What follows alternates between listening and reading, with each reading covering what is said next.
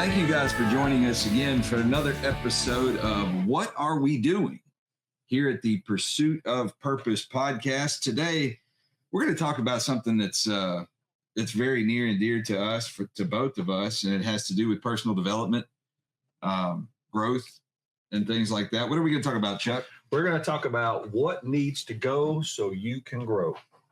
And the title of this episode, we're going to call it "Burn It Down." Burn it down. Burn it down. Yeah. So, if you're into personal development, this one's going to be a good topic. We're going to get a little real with y'all, talk about our personal experience with this. But the concept is that in order for you to grow, you got to let things go. Yes. And by letting things go, what we're talking about there is you got to let go of pieces of yourself. Yes. The pieces of yourself, like I can tell you that in my own personal life, and my wife can attest to this, there were some parts of me that were very undesirable when we first got married and throughout the first years of our marriage. Mm-hmm. I hadn't grown up yet, if you can imagine. I mean, think about that. I'm not claiming to have grown up now. So don't get me wrong. Don't misunderstand a thing about it. I'm not saying that. But I was not to a point where I was healthy to be in a relationship. Okay. Either with myself or another human being. Yes. And a lot of those habits, those patterns of behavior, I thought they were who I am. Right. I thought they were part of my identity. I never really put the correlation together that the things that I do are not the definition of me. Right. That I can change my habits and it doesn't change who I am. That's right. Doesn't change your core beliefs. That's right. It doesn't, like, I don't have to give up my convictions. Right. I don't have to give up who I truly am. Certainly. You know, your faith, your compassion for people. No, that needs to change. Right. But how I approach all that will definitely change. And as you started out by saying, and I share very similar backstory, how I took care of myself. There were habits that I had that were not healthy, starting with habits of thought, and I'll put myself down. I wasn't good enough. Those sorts of things. And of course, we're looking for somebody to make up that difference. Right. The problem is the more they do, the more we have the potential to resent them because they're just trying to help us. Well, and here's a sad truth. I mean, I'm glad you brought that up.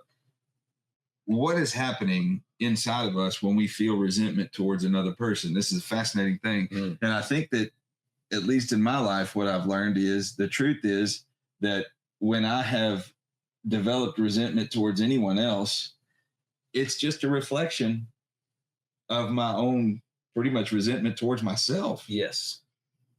So I don't think there's ever been a time where I have felt resentment towards another person mm-hmm. where it was truly justified.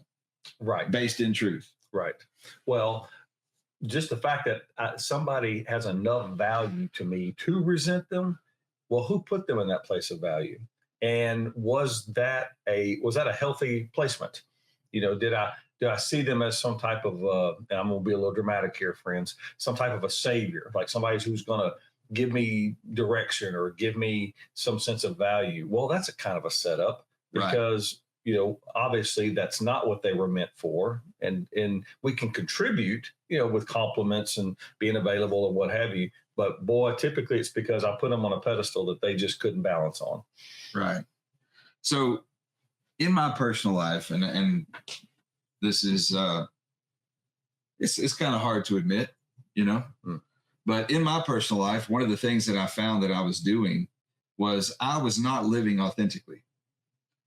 I was building a life that was based off someone else's instructions, someone else's predetermined beliefs that what I should be doing or what I should become or who I should act like, how I should behave.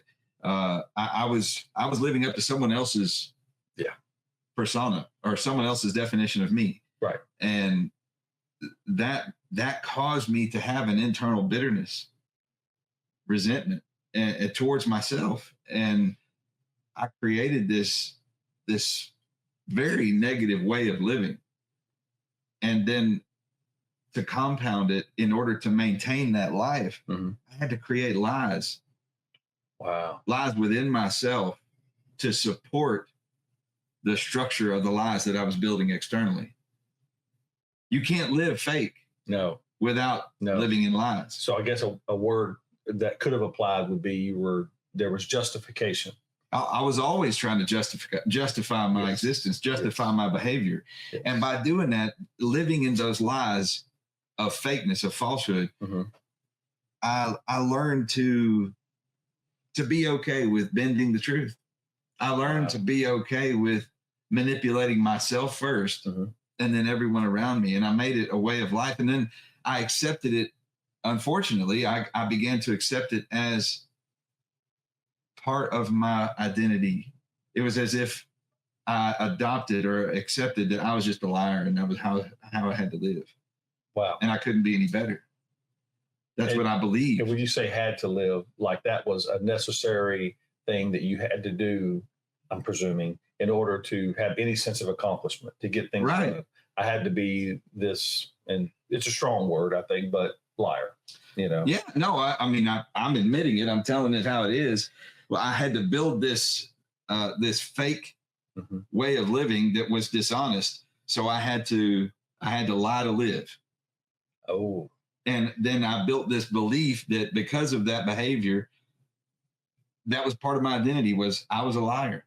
And I had to stay a liar to know who I was. One of my curious questions is, what's the origin of something like that? Because I've done it. I've had a whole deceptive sides that I've kept behind curtains and veils, and then I tried to operate in this where the only place I wanted the light to be, right, and I wanted the other side to be dark, and eventually, it erodes. It seeps in, it erodes, and for various reasons, especially the people who know better. Like, I know you, Chuck. I know you. And that's a very hard thing to maintain.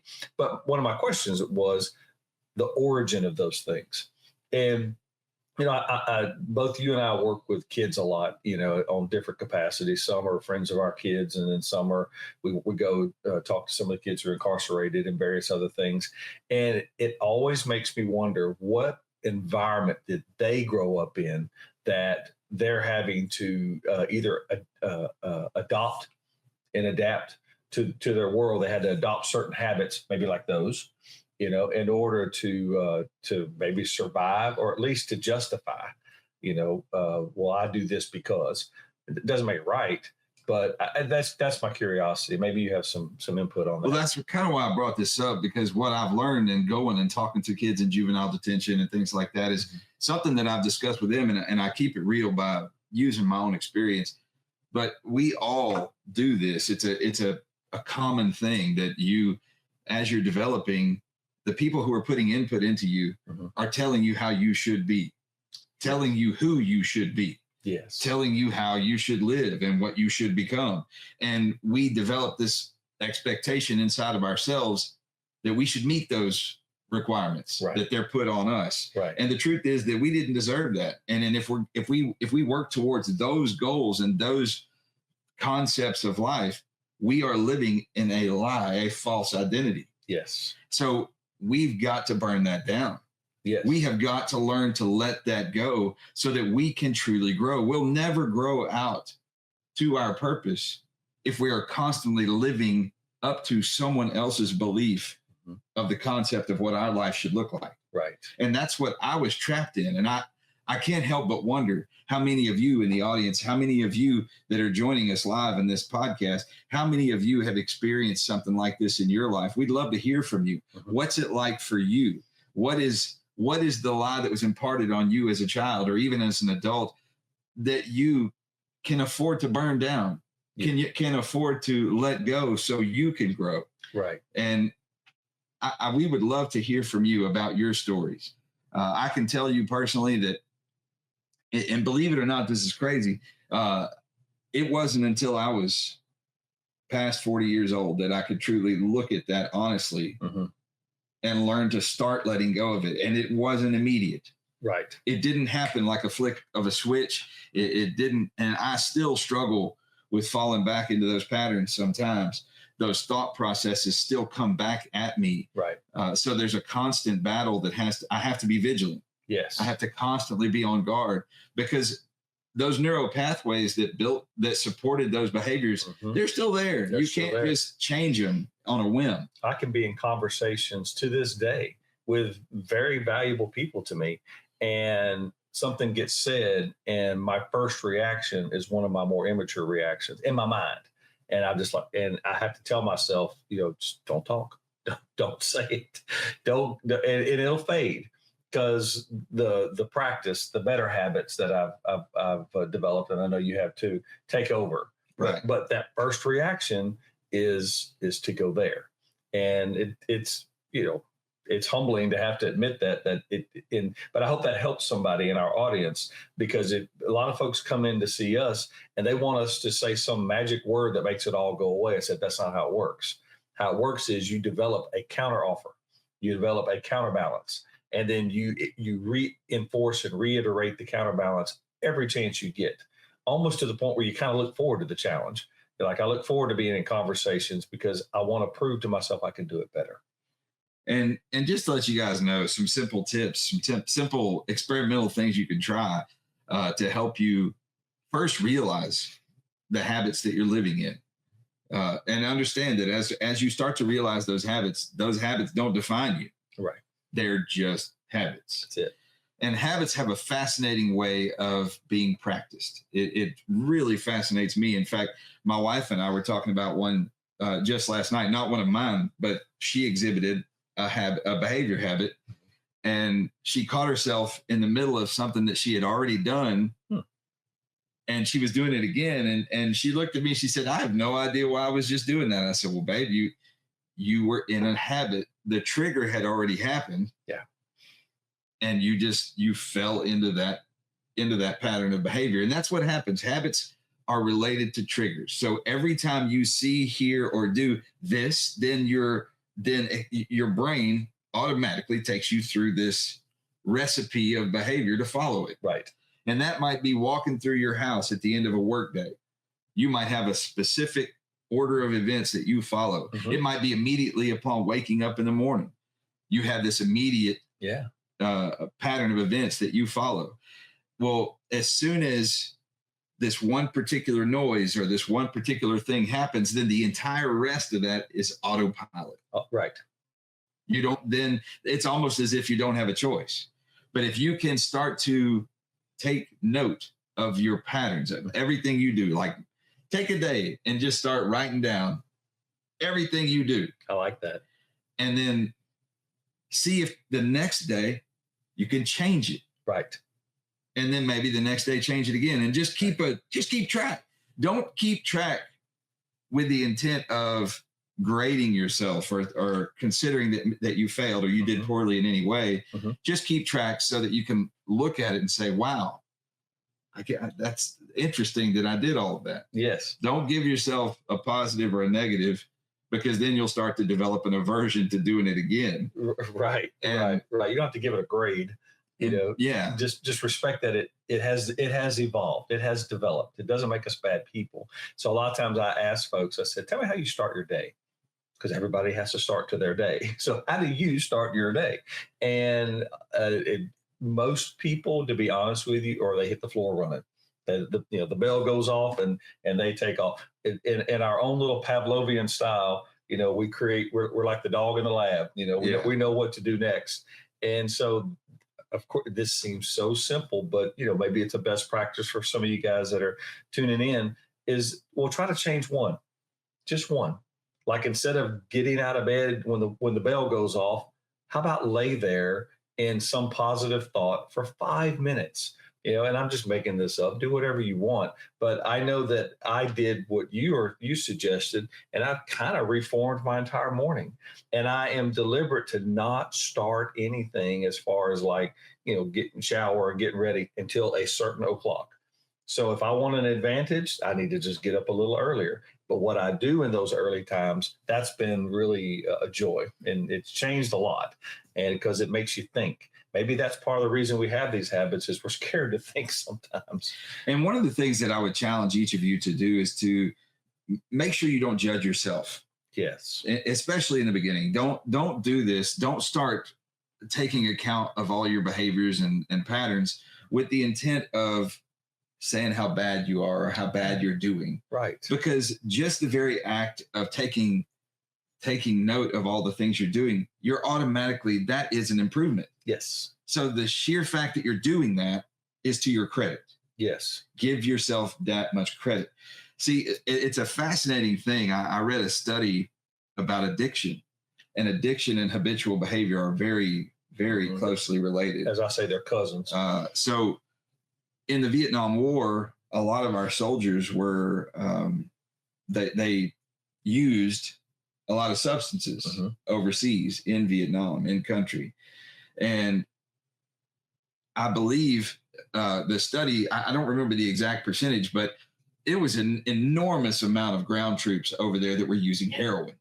A lot. Wow. Like an enormous amount. It blew my mind. I had no idea. And when they came back to America, they stopped. Just the majority of them. And that's considered to be, that's considered to be one of the most addictive drugs on the planet, heroin. But when they got back here, they didn't do it anymore. And so the psychological study that had to do with it uncovered that it was because they had been removed from the environment. That was one. Right. And the triggers that initiated those behaviors towards that habit, that addiction, had been removed. They could no longer perform the same triggers. Right. Now, I'm not an addiction specialist and I'm not a doctor, but I found that to be very fascinating. That if that change, just the change of getting away from the environment and out of the triggers, could cause that big of an impact with heroin. Right. Imagine what it could do with our lives. Yes. So that's the really cool thing about learning your patterns, learning your habits, is that you can then change just one small thing. Yes. And remove the trigger and replace it with something else. So imagine if you have, let's say you're in a profession that's, pretty high stress. Let's say you have a very active home life, maybe family, kids, and other responsibilities. And very simple neglect would be, I have yet to create or recreate a place, an environment, if you will, that I could go to for a healthy period of time. 5 to 15 minutes. It's just my reprieve. It's just my away. And to put me there. And let's say somebody did that over a measurable amount of time. I don't know, say 15 weeks, a few months, a quarter of the year, and just tried it just to see what would happen. I would like to believe that study that you're referencing would have very similar effect. I may find myself a much more, I don't know, maybe patient person, much more reasonable, maybe much more insightful. Like I'm less defensive and I'm more accommodating. I mean, who knows, but I mean, it seems like it would be worth a try. Well, I believe that almost anything's worth the try. Yes. As long as we don't compromise our convictions, as long as we don't compromise our, core values and things like that. Right. And it's such a minimalistic endeavor to just take account of what you do already. Yeah. Just to write everything down. Yes. I do this thing in my coaching practice. I'm really big on removing the word try from people's vocabulary. Yes. It's a really fascinating thing. We use that word all the time. We do. And I know this will sound very cliche, but try is a lie. Anytime you use the word try, like if somebody says, can you help me move next Saturday? Well, I'll try. It's a lie. The integrity answer would have been no. Right. I don't want to. Right. But we say we will try, right, because it feels better. Right. But the truth is, every time you say it and you use it that way, you compromise your integrity. That's right. And it's a terrible habit. It's less committed. That's right. So the challenge that I give people to remove that word from their vocabulary is not to stop thinking it. It's just to stop saying it. Start noticing every time you say it and stop it. Yeah. And the amazing thing is that if they will commit to just not say it, it doesn't happen automatically overnight. They have to practice. Right. But invariably, they'll come back to me in a week, sometimes 2 weeks, and they feel so much better. Yeah. They feel like they accomplished something with their life. It didn't cost them anything. It didn't cause them any great turmoil or upheaval in their life, but removing that one word, the word try, from the vocabulary. And what happens is the psychological impact is when you stop saying it, you stop thinking it. Yes. You can't help it. You can't help it. When you start to guard your mouth from saying a word, right, you automatically start to remove it from your thought process. There you go. So it's a fascinating thing. It is.